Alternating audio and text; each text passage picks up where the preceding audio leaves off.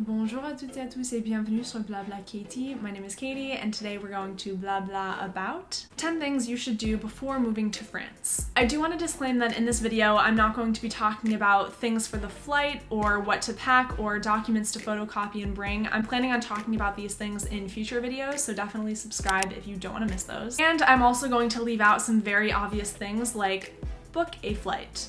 Pack your clothes. I'm really going to focus more on the logistical things that you really should do before you leave for France, because if you don't, it's going to make your life a lot harder once you get there. First, let's talk about health. You'll definitely want to see your general doctor. So I just went and got my normal yearly checkup, made sure that there was nothing wrong with me, that I was up to date on all of my vaccinations, and I'm going to ask for a copy of my medical record to bring to France just in case that might be helpful. Second, you will also definitely want to bring a physical copy of your CDC card if you've been vaccinated for COVID. I know that at least in New York State, there's an app that has your vaccine information, but I don't really know if that will be accepted because it's a state-specific thing, so make sure you have your physical CDC card. If you lost your CDC card, which I unfortunately did, you can just go back to the vaccination site where you got your vaccines, and they should be able to pull you up in the system and write out a new card for you. You will also definitely want to take photos, photocopies, because starting in August in France, you're going to need specific documentation to show that you've been vaccinated in order to be allowed into cafes, restaurants, public transportation, hospitals. Pretty much to go out in public, you're going to need proof that you've gotten vaccinated. You will need a specific health pass in France, and it's called the EU Digital COVID Certificate.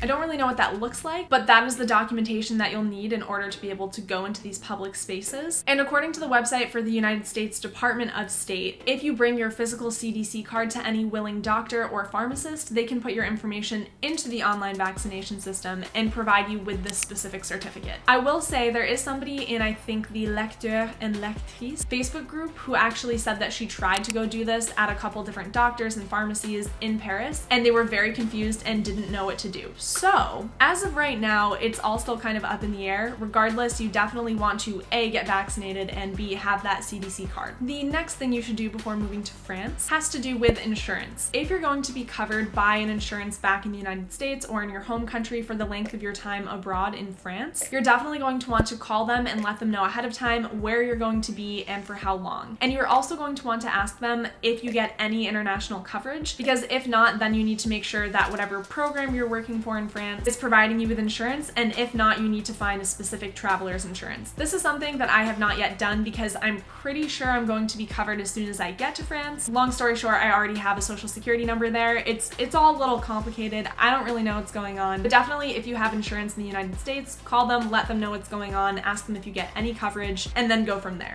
Along that same line, if you have to take medication regularly or semi-regularly, you're going to want to figure out if it makes more sense for you to get this medication in France, or if it makes more sense to get this medication ahead of time. I do have to take a pill every night, and in the case that this might help somebody else in the same boat, I take bromocriptine. And I actually have found online, and I've heard from other people who are living in France, that if I were to get this medication in France, it would actually be a lot cheaper than what it is in the US. But because I want to have as small of a to-do list as possible when I land in France, I decided that I'm going to try to stock up on all of my medicine before I leave. So this means that I had to call my insurance company and ask them if they would authorize a 365-day script for me. They authorized it, so now I have to call my doctor and have them just put in the script for 365 days, and then I will be able to get all of those pills before I leave for France. But depending on your situation, it might be easier and cheaper to get your meds in France. Definitely something to look into. I can't really give any professional advice depending on your specific situation, but I know for me, I just want everything to be kind of figured out before I get there. So now taking a step away from health and moving into finances, the fifth thing that you should do before you leave for France is call all of your banks and your credit card companies and also let them know where you'll be and when.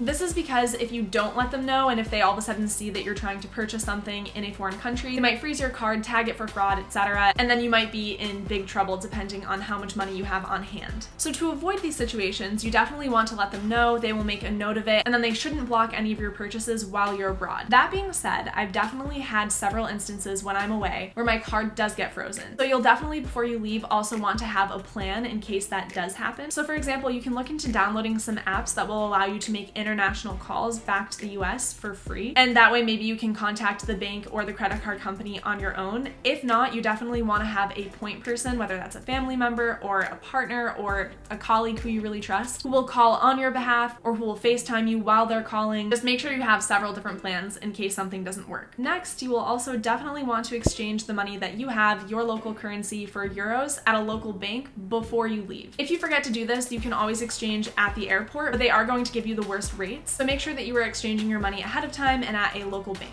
And finally, in the camp of finances, make sure you create a budget before you leave. This is something where it's not the end of the world if you don't create a budget until you get to France. But speaking from personal experience, it is so easy to get caught up in the experience and of the everyday life and of just honestly trying to get situated and settled that before you know it, months have gone by and you haven't been tracking your spending and you realize that you have way less in your bank account than what you thought. So I definitely advise you to create a budget before you go to France. Record ahead of time how much money you'll be making each month, how much money you already have, what your expected expenses are going to be, and how much you have in your emergency fund. Very important to have an emergency fund. This way, when you go to France, you will have a very clear understanding of how much you can spend each month or even each week if you want to be a little more particular. And you'll be able to stay within your budget goals much more easily. The 8th thing that you want to make sure you do before you leave for France has to do with your cell phone. So when I first went to France, I actually bought a French phone and then just used that for the duration there. But honestly, I think it's so much easier, it might even be cheaper as well, to just take the phone that you already have and to put a French SIM card in it. But in order to do this, you need to make sure that your phone is unlocked before you get to France. When I say unlocked, I mean that it has to be unlocked from your carrier. I don't really understand the specific definition of that, but if your phone is locked to your carrier, then you can't use a French SIM card. So if you have an iPhone, you just go to settings and then general and then about and then scroll down and look for carrier restrictions. If it doesn't say that it's unlocked, then that means it is locked and you're going to want to call your carrier. So for example, call Verizon and ask them to unlock it. I don't really know what the process is. They actually might be able to do it just over the phone, or you might have to take your phone into the store. I have no idea, but they can do it for you before you leave. Next, you will want to join what's called the STEP program. STEP stands for the Smart Traveler Enrollment Program, and it's run by the United States Department of State. This program is completely free. All that you do is put in your information for your upcoming trips. You're going to say where you're going to be, when you'll be there, what accommodations you'll have, etc. And that way, if something happens, like if there's an emergency, the US State Department knows where you are. They can contact you, they can make sure that you're safe, they can help you if the emergency has happened to you, things like that. So it's really simple to do this. Like I said, it's free and it might help you stay safer while you're abroad. And finally, staying on the theme of security and being safe, make sure that you are giving your itinerary to at least one other person. Let several people know what flights you're taking, when you're supposed to be landing, how long you think it'll take to get to your accommodations, and at what time they can expect you to reach out to them to let them know that you've landed or to let them know that you're where you're supposed to be. This is also a habit that you'll want to keep up once you're in France and if you're traveling throughout the country or in other different countries in the EU. Just always make sure that there's somebody else who knows where you are. This is especially important if you're going to be traveling alone. You always want at least one other person to know where you should be and what they should do if they don't hear from you in the allotted amount of time. So those are the 10 things that you should do before moving to France. If there's anything else you would add to the list, of course, put them in the comments down below. If you got any value out of this video, please do give it a